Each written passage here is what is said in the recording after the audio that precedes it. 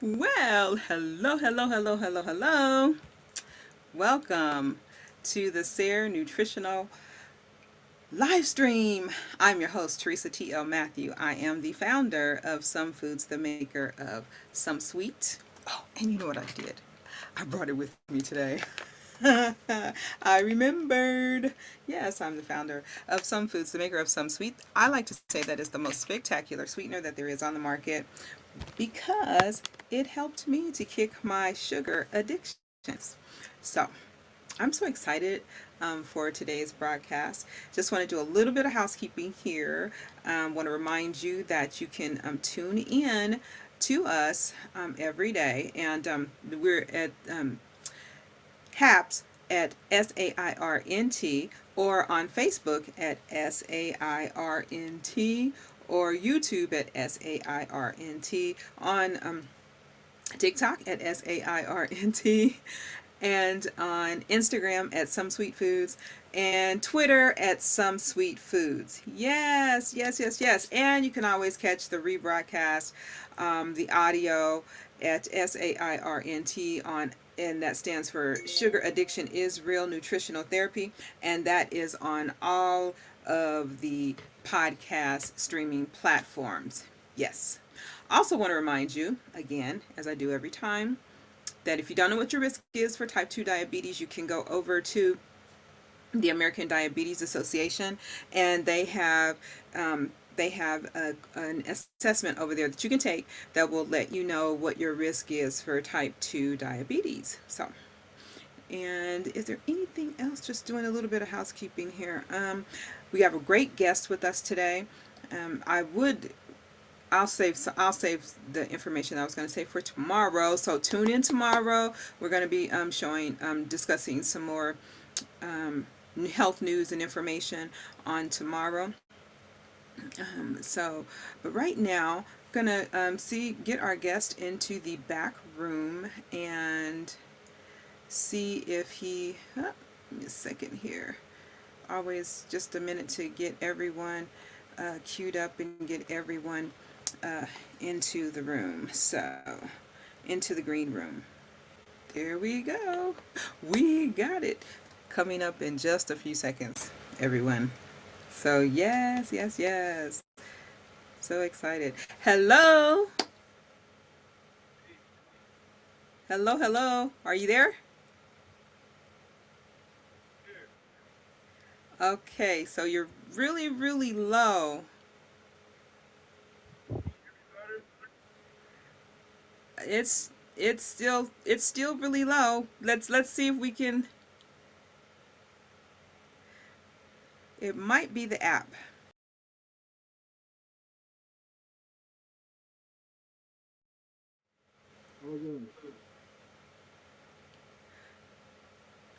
Okay, I see you there. did you did you remove me? Okay. It's not very loud, so we can barely hear you.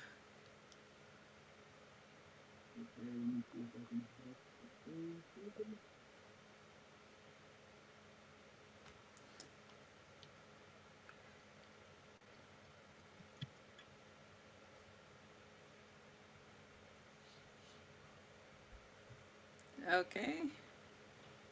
How's that? Yay! We hear you. Good job. We hear you. All right. So everyone, well, Marcus, I want to welcome you. Thank you so much for joining us Great. today. And everyone, I've already told everyone. So this is Marcus Wright, and he is um, into holistic medicine, right? Certified holistic counselor. Holistic counseling for the past 4 or 5 years. Okay. Originally, back a little bit of my backstory. So I'm originally from St. Louis, Missouri, and I was led into holistic counseling by a few a few events that were unfortunate. But Hmm. I find that most times, the hero's journey leads us largely to transformation. And my Yes. transformation began with a lot of tragedy, which Hmm. I in turn received through I would say just poor health, poor habits, Mm-hmm. dealing with the depression and the anxiety that I was facing with Mm-hmm. the bad things that were transpiring. So Right. for me, my health journey started when around I was about 27 in 2016. I was suffering from prediabetes, Oh, and yeah. here I am. Yes, here I am at 27 with a black patch in the back of my neck, and I'm the type of person. Okay. If something's going on with my body, I need to see, what it is and do Mm-hmm. enough, um, uh, just investigating to find out how it's affecting me. So I Right. went online and I saw that black patch, as long as it's not as dark and with excess weight around your waist is attributed to insulin levels, high Yeah. insulin. So, Yes. it was scaring me.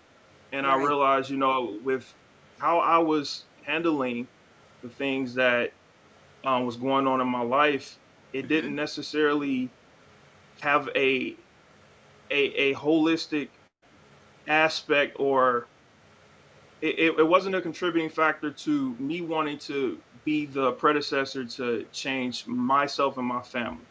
I was kind Mm-hmm. of aiding in the problem and creating another generational curse for myself. Right. So this led me to doing more studying about the anatomy and the physiology. It- And I spoke to a mentor of mine about doing holistic training. So Okay. again, this is around the time where I'm suffering loss, so I'm dealing with a lot of things emotionally and mentally. But Right. I know in order for me to change others, I have to be the change that I want to see within myself. So Exactly. he started talking to me about an institution in Columbus, Georgia that practices in holistic neuropathic ways and avenues, and it was a Mm-hmm. sanitarium. Mm-hmm. So I took that journey down there around April, and within like a 3 or 4 year span, I received training in herbology, again, anatomy and physiology, hydrotherapy. And I learned these things and I incorporated them within my own life while also receiving clients and basically going through a rudimentary process Mm-hmm. of incorporating better Okay. health habits for those that were uneducated in school. And I've run into people from various backgrounds, whether they Right. be doctors, Mm-hmm. lawyers, nurses, you name it. But Mm-hmm. one thing that the educational system doesn't give us is a comprehensive view of what naturopathic medicine can do for us, Ooh. particularly Black people. You know, Right. and my target audience has always been individuals that look like me because I understand what it's like to have a plight of um, not receiving the education or the Mm-hmm. knowledge that you need to empower yourself Right. through good health. And Right. it starts with your mind, right? Mm-hmm. So this journey has led me to meet a lot of interesting people, to receive a lot of interesting insight, and to navigate life spiritually to the point of understanding that the metaphysical, the quantum has a direct impact on our physical vessel.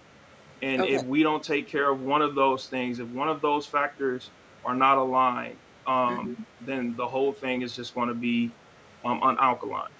So Okay. this is what motivates me to do what I do. Okay, so you just threw out some terms there. So you said metaphysical. So, you threw out some terms, and so like so we gotta delve into that, a little bit, so it could so that we can understand what it is, because we had somebody yesterday or the day before that was talking, holistic, was talking holistic in a different as far as Ayurvedic uh practice. So explain the metaphysical just a little bit, just give us like just the overview of like what that is, how that relates to our bodies and all of that. So when it comes to the quantum realm, which we're hearing more about in the metaphysical realm, it's it directly has to do with our cellular structure, right? Okay. So all of our cells are comprised of photonic energy. And Mhm. this energy, this is a visible energy that is comprised of vibrations and electromagnetic frequency. Now, when Okay. it comes to beta wave, the difference between beta waves and alpha waves is the beta waves work at a lower optimal level where Mhm. it's a lower density. So we have a system within our body called chakra systems, and these are nothing but energy composites of Okay. different governing entities, and they each have an intention within our life. So, for Mhm. instance, if we start from the bottom chakra, which is the root chakra, it has to do with the beginning, the foundation, sexuality. Mhm. And we go from there. We have our solar plexus and our sacral working through our heart and our throat and our pineal gland and our crown. But I'm saying that to say, if we're caught in the lower densities of this chakra system, this is where Mhm. we find a lot of disease. So Okay. if we're vibrating at a lower level and these lower densities are taking root in our daily lives, so if we're constantly stressed, we're constantly creating cortisol, if we're Mhm. constantly in a survival mechanism state of mind, Uh-huh. then a lot of those things will contribute to poor health because Mhm. you're not able to, your cells aren't able to vibrate at an optimal level. And also, you're not thinking from a neurological standpoint, you're not thinking the way that Mhm. you should on a given Okay. basis. So, Okay. what we want to do, or what my main focus is, helping people understand that there's no deviation between the physical and the spiritual. They're all Mhm. interconnected. And Okay. you're going to be, you're more of a light being than you are a being of density. Mhm. Once this vessel's gone, that light will continue on. It's like electricity. If I Mhm. plug a phone, if I plug a battery charger in the wall, that's the vessel. But that Okay. electricity, that current is always running. So if we take care of that at an optimal level, we will understand that what we put in our body, as far Mhm. as raw material substance, has it's important, but it's not as important as fixing the root cause, which is the Right. symptomatic Good. Yeah. neurological pathways that we need to correct along the way. So you use this, you helped yourself while helping others with this, with the information that you're sharing with us today. And part of that was you used herbology. And can you talk a little bit about the herbology?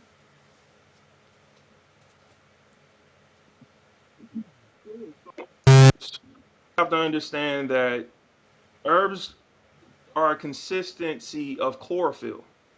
And chlorophyll basically is a neuromelanin substance, and that is what we're largely comprised of.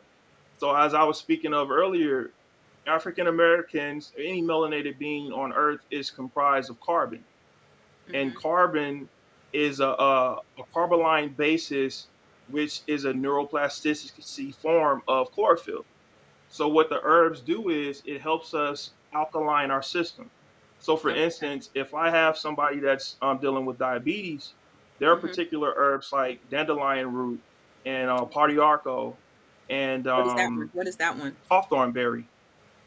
Pardiaco, what is Yeah. that?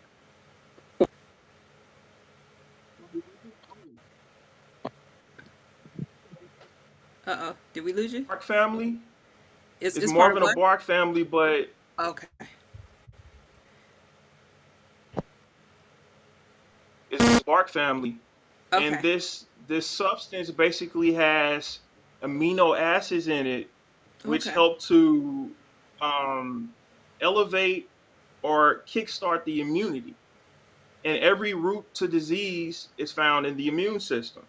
Right. So again, what the herbs do with the chlorophyll that's found in the herbs, it basically um, kickstarts Mhm. the immune system in whatever aspects and I would say mechanisms that the B6, B9, and B12 have within our cellular structure. So herbs are very important also Mhm. because what it allows us to do largely is when we look at nature, it's always this congruent factor of photosynthesis. So when Right. photosynthesis happens is we have a structure of going through equinox, winter, summer. But this, what Mhm. happens is each of the strands. they evolve over time.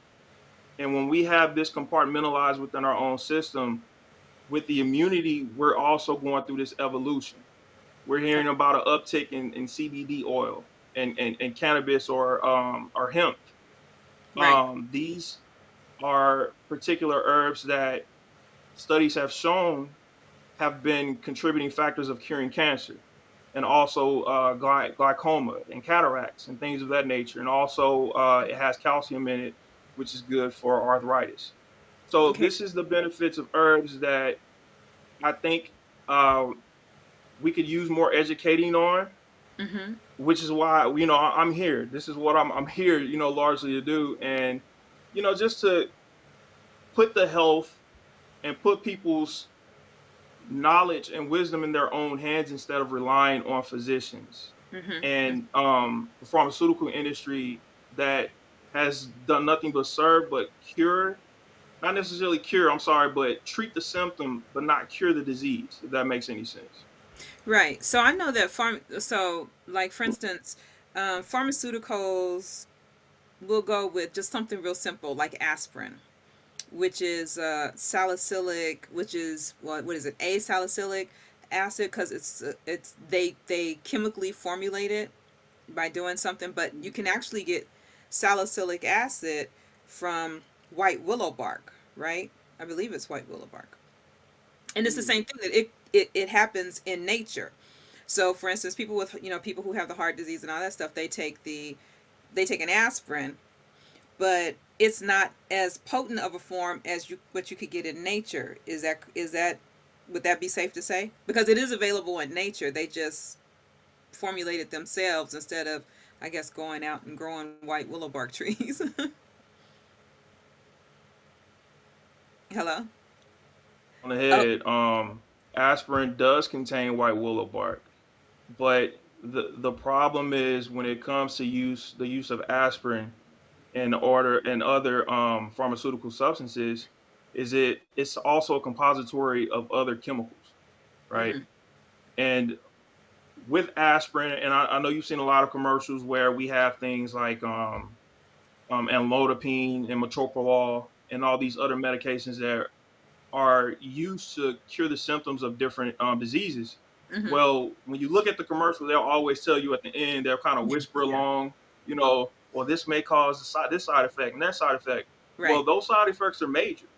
And what Yeah. they also don't tell you is those side effects have long lasting effects on not just your immune system, which it in a lot of ways, it kind of um, it weakens, but at the Mm-hmm, same time, it has neurological impacts, mm-hmm, mm-hmm. and one of the things that a doctor that I used to work with, Dr. Sandoval, he used to always tell us that, if you have a glass of water and you put just like maybe a drop or two of poison in it, it's poison.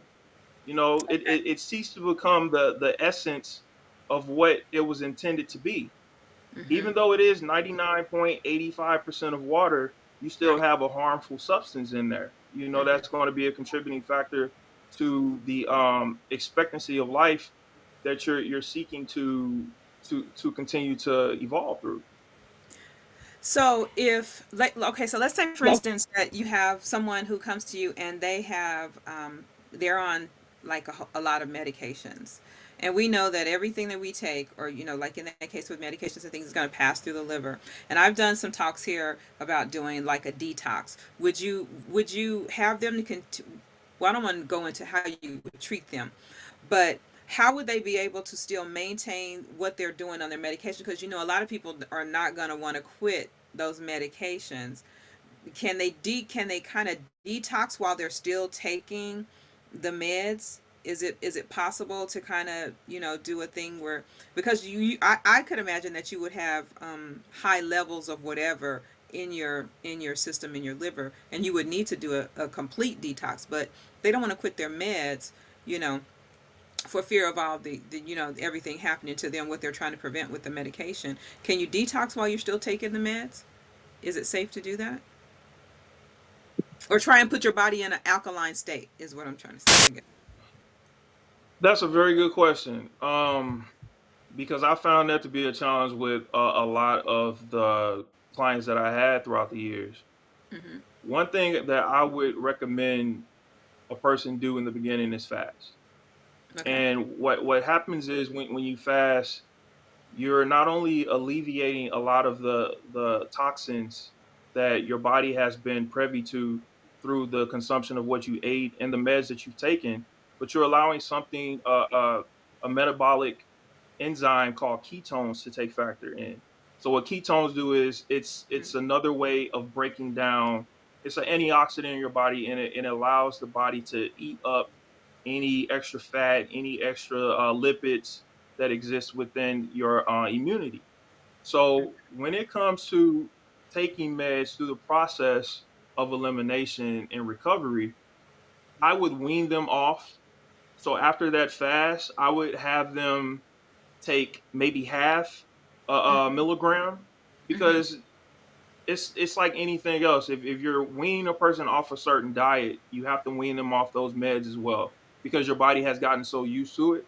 Right. So in the beginning, um, it's easier, but then as time goes on, you may experience some withdrawal symptoms depending on what the medication is, particularly oxycodone.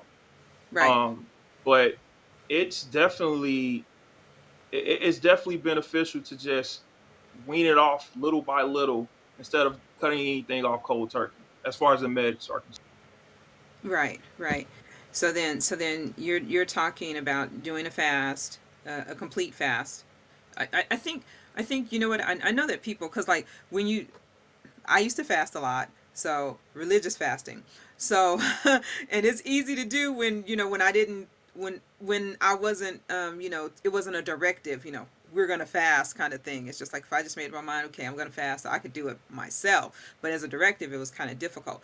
And so I find that I've seen that people always have different kinds of fast that they try and do. Oh, we're gonna, and they're not really, and to me, they're not fast. But we're gonna do a juice fast, which we're gonna drink juice all day. I'm like, okay, well, that's not really a fast, Or we're gonna do this. I mean, for fasting for me is like a dry fast. You have nothing, right? So, what kind of fast do you have them do so they can actually understand what fasting is when you say fasting? What definition Uh oh, abstaining we can't. from, right? Okay, there you go. Um, when you abstain from something, you basically are creating a resistance to it. So, for instance, everybody's fast looks different. If I'm dealing with Okay. somebody that has cancer, Hmm. I would have them do a juice fast, a fruit juice Okay. fast in the morning and a veggie juice fast in the afternoon, because the body still needs those particular nutrients, right? Okay. If Okay. um if it's somebody that's dealing with a benign issue, then it Hmm. would be something more like you said, a dry fast or maybe a water fast, Okay. because most people don't fast. But Right. there are implications again spiritually, where you brought up the religious thing with Jesus fasting 40, I think it was 40 days in the wilderness. Yeah. Well, the reason of that fast and understanding that fast was, number one, science has shown that the human body can withstand fasting for 40 days. So that was interesting nugget. And then Okay. also number two is, within that span, the immune system regenerates itself from a cellular level, from Hmm. a neurotransmitter level. Okay. They're just a total regeneration. So Okay. again, I guess it's subjective depending on whatever the person is facing. Mhm. How I would have them fast, but more than likely, the standard fast that I would have a person do is a 3-day water fast. Okay. Okay. Well, that's really good and interesting that you said that fasting allows you to regenerate on the cellular level. Like, I mean, that's like awesome. Because I always say that because I was a sugar addict. I still say I'm a recovering sugar addict. But I mean, I consume sugar, all the time. That was what. But during that course, there was a period of time where I fasted, like religious fasting, for myself, and I don't, really know why I was doing it, but it's kind of like I started with a like a 70-day fast, and I mean, you break it once a, you would break it once a day, so it was just like intermittent fasting. You break it once a day, but I never stopped after I did that 1 year, and then I just never stopped, and I continued to do it for years, you know. And I always say that that saved me from actually being diabetic, because when I would break the fast, I would have a full on meal of sugar. But I only had it once a day. You know what I'm saying? It was Right. just like that meal was just like a continuous, and then boom, it was over. And then I would go back Mhm. to fasting again. And I always say that's what saved me from diabetes. That's what saved me from diabetes. So I was getting a little regeneration going on. You know, that's um, it takes a lot of discipline to do that. And I think, going back to, it keeps popping up in my mind that the whole spiritual concept, it's largely a spiritual act because spirituality is a disciplinary tool that we need. That's a daily part of our life. And Hmm. we just don't understand how much um the tone that we set through the words that we say, the affirmations, the prayers that we Hmm. speak on a daily basis have to do with the recovery of this. This Right. is 60, 70 years, is a life well spent, a life well lived generally. It's Yeah. a blessing for a lot of people to um live to the age of 100, 105. But I Yeah. hear these blue zones that they have in certain parts of the world, like Loma Linda, California, and Okinawa, Japan.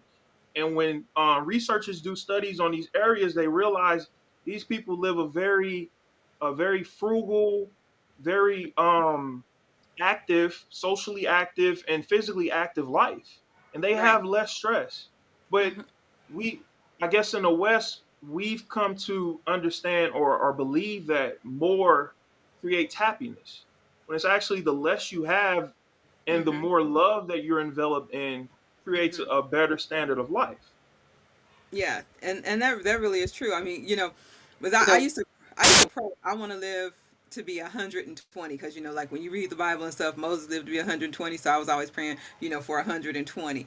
And I always and so I look back over that, and I say, okay, well, little things were happening all along that's kind of, like life sparing, to me, because like while I'm trying to do myself in, with the sugar, I'm getting life sparing stuff going on with with what they call intermittent fasting. But I was religious fasting, but now once I discovered intermittent fasting, I was like, oh, I've been doing that forever. And so I think that those kind of things are life sparing for us. They help us, and as you said, you've given us some knowledge to say that that helps us to regenerate ourselves when we fast. So, and I think I just did a study, or no, I just did a talk. I think it was yesterday or the day before. Yesterday, no, not yesterday. One day this week, where I was discussing fasting, and they were saying that it can be danger. It can make your body to, if you do it a lot, it can make your body to hold on to, slow your metabolism down, and make your body hold on to the food, the fat that it receives, and all that. So it's like, so I think that what I want to make sure that from that message to this one is that people get that you can still fast, but you have to really know your body. One thing, you have to pay attention to your body, and then that you need to, it's not going to hurt, because like I was saying, if you go when you go to bed, if you get 8 hours of sleep, which you should get your 8 hours, then that's going to give you 8 hours of fasting right there. And then you can just add to it, 4 hours after you wake up, 2 hours after you wake up, like that. So it makes it very easy to actually fast. Yeah, and even while breaking the fast, it has to be a slow progression into Hmm. consumption again, Okay. because your body has just been in overdrive for the longest. And then when you fast, it's now at a sedative state. so it's able to rest. The organs are able to properly work and be aligned again. But first thing we do when we break a fast, let me hop in the refrigerator, see what I can get to eat, real quick. Yeah, we be So, look and going I mean, in.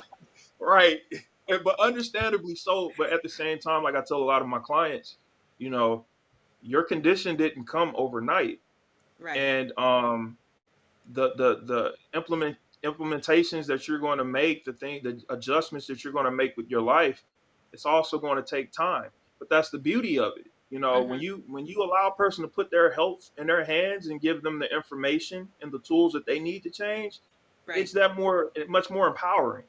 you Right. know and I think that's the rewarding thing for me, and that's why I got into this. And the creator gave me this calling, was because I realized that I myself was a playing a contributing factor in my poor health, and Mhm. I saw generations before me also playing contributing factors into their poor health. And sometimes I kick myself for saying, like, dang, I wish I knew what I knew then so that I can Right. impart this knowledge. But at the Mhm. same time, God has placed people in my path where I can still make a difference. Right. And the rewarding factor is just seeing people want to do better for themselves, not just for them, but because of the community at large that they created for themselves.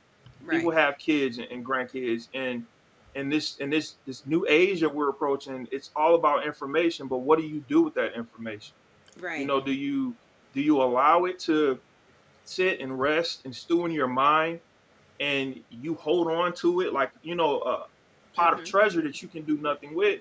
Or do you Mhm. expansively give it out to people, and allow them and yourself to reward based off the gains that you will accumulate throughout the journey? Right. Right. That's really awesome. That's really Yeah. awesome. So you said that you studied herbology and what was the second thing that you said you mentioned that you studied in your process of learning?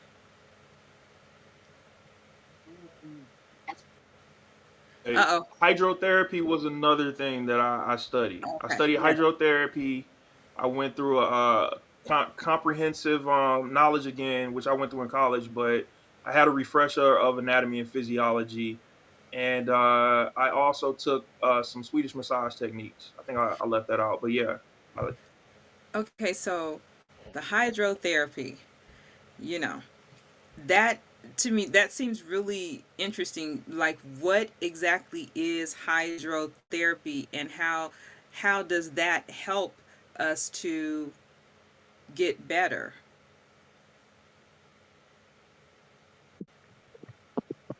what any hydrotherapy is basically knowing that our body is largely comprised of water, H2O, Okay. 75 to 80%, depending on our weight. And what we when we understand that the mechanisms that comprise us on the inside externally, if we tie them in and we incorporate the external mechanisms of that same entity, it can have a Mhm. resounding effect. And Okay. what hydrotherapy does largely is not just internally, but whenever you raise, for example, I'll give you an example. So when you have something called a hyperthermia treatment, a hyperthermia treatment is basically when you're in a bathtub or you're submerged in a lot of water, Mhm. particularly temperature being above 108, something that'll raise your body temperature Okay. above 102, 103. Okay. When you create an And we would artificial normally call fever, that a fever, right? We would normally call that a fever. yeah, right. Okay. But we have a fever naturally. Our response is to lower our body temperature. Mhm. But in all actuality, we're supposed to keep that fever elevated, because what's happening is we have something called chlorophylls, monocytes, and other mechanisms of white blood cells that have become active in our body. Okay. So when you create this fever, artificially or unartificially, your body is sending signals to wherever the the disease is happening. So, for Okay. instance, when I would give a cancer patient the hypothermia treatment, the focus is to attack where the tumors are. So they would stay in the tub, elevate that oral temperature up to 102, 104, and we would sustain that for about 20 to 30 minutes. Now, in the process of us doing that, I have to keep the head cool because we don't want the brain to overheat, right? Any Right. overheating of the Okay. brain will bring on brain damage. But Okay. through this process, you're keeping a person hydrated with lukewarm water, and that 20-minute elevation of the white cells doing their job will create a healing factor. And when you do this through the process of time, it has tremendous benefits. Okay. Wow. Wow. That's amazing. That's amazing. So you would and you said hyper I'm so, hy say it again, hydrotherapy, but it's hyperthermia, hyper, not hypo. Hyperthermia. So Yeah. Okay. hypo is the Cold reverse. So is the when you cold. think of hypoelasticity, it's meaning it's at a slower rate. When it's hyper, I would say hypoglycemia or hypothyroidism. Right. When it's hypo, that means that the thyroid is operating at a slower rate, which Mm-hmm. means you're not able to process um, the lipids that you need to in order for the thyroid to function, the hormones to function. And Mm-hmm. it's the same principle with hyperthermia. The higher the water is, hyper meaning higher voltage, thermia meaning temperature, right? Okay. Okay. Cool. That is so cool. I mean, that is like that's awesome. So they just sitting in the bath or the water, a pool for 20 minutes at a elevated temperature, raising the body temperature, activates your white blood cells to go and attack disease. Wow. Wow. That is really that's amazing. That's amazing. Would you recommend that people try and do? Because I know somebody's going to say, "I got a hot tub out there. I got a hot tub. Can I go get in my hot tub and do this myself?" Uh, Because you know well, somebody gonna do that. oh, but see, this is the thing when it comes to things like this, it's a treatment at the end of the day. Hmm. So it's contraindications that exist within this. You have to be careful when your body overheats and you're going through a fever. More of the times than likely, you don't want to be alone, and you're not alone Okay. because if it gets too high, you need to take a trip to the hospital, right? It's the Hmm. same thing when you create an artificial fever. So I wouldn't Okay. recommend somebody do that on their own, just laying in a jacuzzi and deciding I'm chilling here till I get up to 104. Yeah. But if you have somebody that can thoroughly progress you through the treatment and give you instructions on what you'll need, the tools you'll need in order to number one maintain that temperature, and also number two to keep you hydrated because you're constantly sweating. You need to Okay. stay hydrated through the process. Again, you need to keep cold water on your head. It can be Okay. dangerous and it can be very life threatening. So this is a serious treatment, guys. So do not try this at home. Don't try this at home.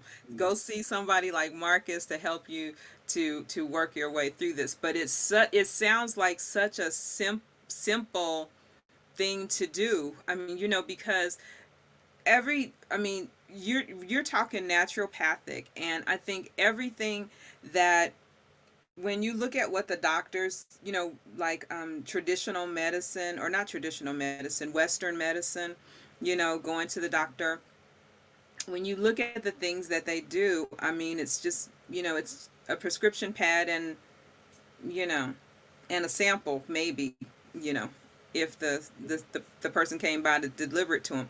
And so you don't get the good things that you could to prevent this or to even cure. It's like I mean, this is simple. I mean, not simple, but I mean it's not as expensive as going to the doctor. Mm-mm. Mm-mm. No, it's not. to think Uh-oh, we can't hear you. health Okay. to expenses, right? We tend to Yeah. think that the more expensive a treatment is, the better it is going to work. And in all Mhm. actuality, that's not the case. Pharmaceuticals and all these things are fairly new.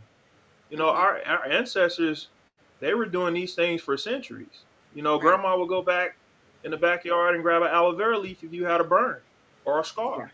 You know, Yeah. these things that have been put here by the creator have been put here for our edification. But Right. again, when we're not educated and we don't have the knowledge to incorporate these things, that's when the harm is done. And then that's what we can be when the system, the pharmaceutical industry can use us and rob us of our pocket, but also rob us of our vitality by the means of narcotics. Yes. Yes. Absolutely. Now, as you've been talking, you mentioned being alkaline. How does being alkaline relate to the disease of the body, or not being having diseases in your body?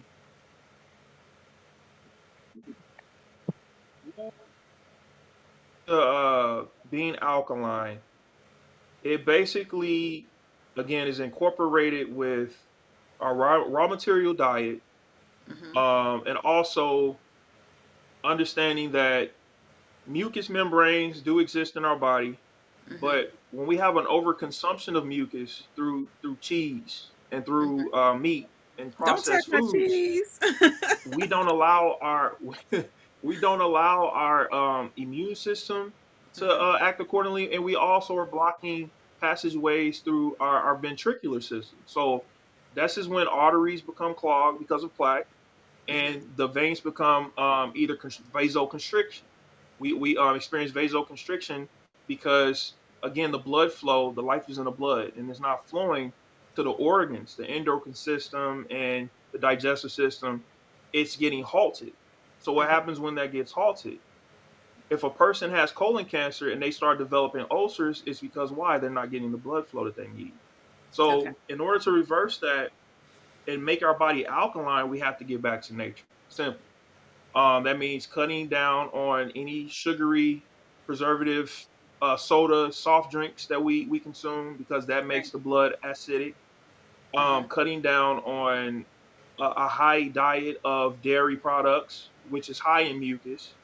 Mhm. Actually, number one contributing factor for a lot of people that have allergies, Mhm. asthma, things of that nature are tied to mucus, right? Right. And Mhm. also just getting back to a full plant-based diet.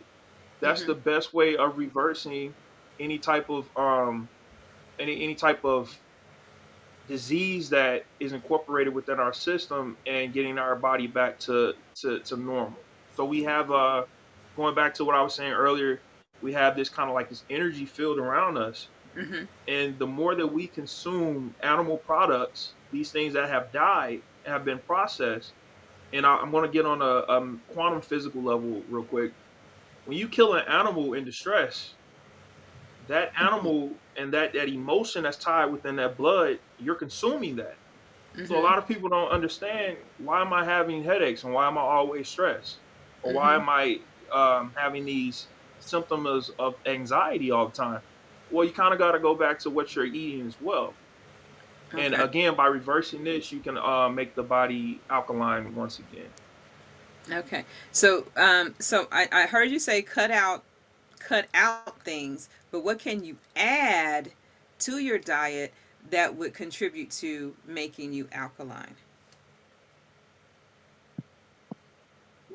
Antioxidants. So plenty of berries. Blueberries is a great source of antioxidant.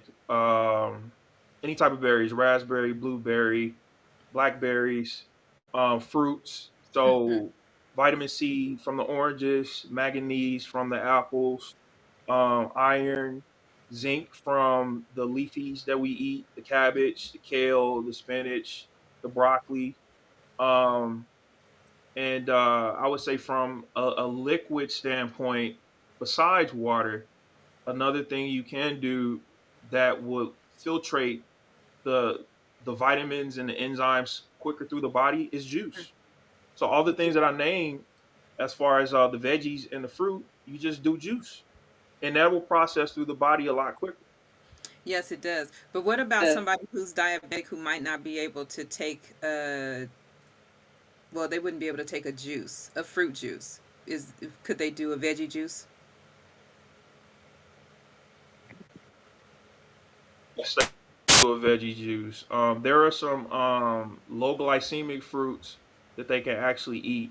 So green apples, Mhm. um, oranges, I believe strawberries are on the lower glycemic side, and they Mhm. would just have to stay away from the more sugary fruits such as bananas, um, not green grape, red grapes, Mhm. cantaloupe, things of that nature. Okay. So I do I love lemon. It's hard for me to, I love lemon, so I just always just drink lemonade, I put lemon in everything, cuz I absolutely love lemon. My grandpa did too. I think that's where I got it from because my grandpa used to eat a lot of lemon.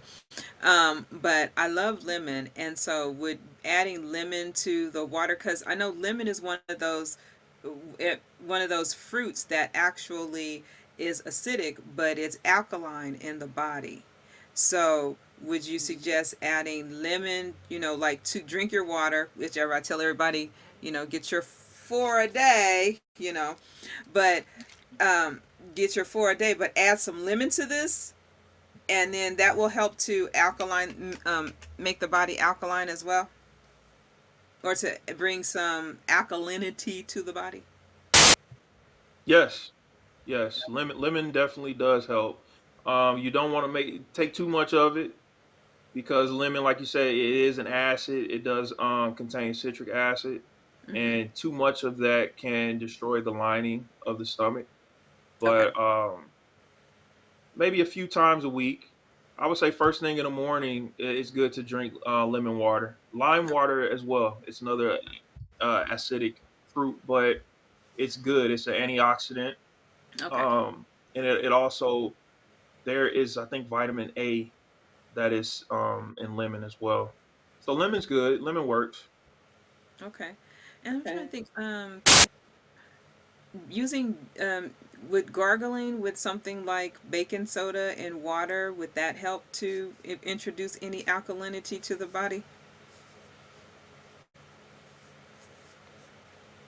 Well, baking soda is okay for a short period of time. What I Okay. would recommend somebody do is get charcoal. Charcoal is an absorbent. So if you can get Okay. like maybe a tablespoon of charcoal with some water and just like, mix it around for a minute or so And and swish it around take your mouth. that, gargle with it. Okay. And Okay. it's a cleanser as well. Okay. Woo! I learned something new. Yes. Yes. I learned something new because, see, I was asking for a friend, no, for me. Okay. But, so Marcus, can you tell everybody where they can find you? Give them all of your social media details. I thoroughly enjoyed talking to you today. So give them all your social media details so they can go look you up and find you and reach out to you. Before So you've been wonderful. You Thank you. inspired me through your journey. The first time we talked and hearing your journey and where you are now, it's been an inspiration. And I have the honor and privilege of getting to know you and talking to you. I want to Thank say you. that first and foremost. Thank you. Um, so social media, people can get me through Wrightlightinc@gmail.com. That is the number one way of getting to me if you want to schedule any consultations. I do 45-minute consultations every 2 weeks. Or if a person wants to do a treatment plan, I have a comprehensive treatment plan that is prescribed to them specifically every month, right? So Okay. we do a six month screening based off whatever it is that they're dealing with, and we go month by month and see how they're progressing. Okay. Right light underscore inc on Instagram. So a lot of my material is posted there. I do videos. I have a lot of just quotes, meaningful nuggets that's presented there that a person can just gotta get a quick jot of, and they'll get I guess, the prescribed message from. Okay. Also, I have a blog page. So Wrightlightinc.wordpress.com, where I do blogging. I talk about a lot of metaphysical things, a lot of spiritual things as well regarding the human anatomy. And last but not least, I do have a YouTube page that is Marcus Delante Wright. You guys can find me on there doing YouTube material. I have a series I have starting on health emphasis, going very intricately over each organ and its properties and what it's used for and how it has a direct impact on our spiritual nature. Oh, that So sounds that is awesome. that. That sounds awesome. Okay, well, everybody, you all go follow Marcus on all of his social medias, like his Facebook page. Did you say you didn't say Facebook? I always Facebook is always in my mind, but you didn't say Facebook. No. Instagram. Instagram. Oh yeah, they're tied together. Like his Instagram. Follow him on Instagram. Follow him on YouTube. And check out his blog post and reach out to him because he's got some great information and some great tools. I mean, that hydrotherapy, that yeah, that one right there, I'm interested in that. I'm interested in some hydrotherapy because I feel like there's some things that could be processed and worked out in my bodies for with that I learned something. Did you all get something? Did you get something? If you did, just go find Marcus and give him a thumbs up. I'm going to put all of his social medias into the on the YouTube page. I'm going to add it there. You'll find it there at SAIRNT on YouTube. And you can also find all of his information. It's going to be on in the show notes on the podcast as well. So please go check him out. Marcus, thank you so much for joining us today. I've learned so much and I've thoroughly enjoyed you. Thank you.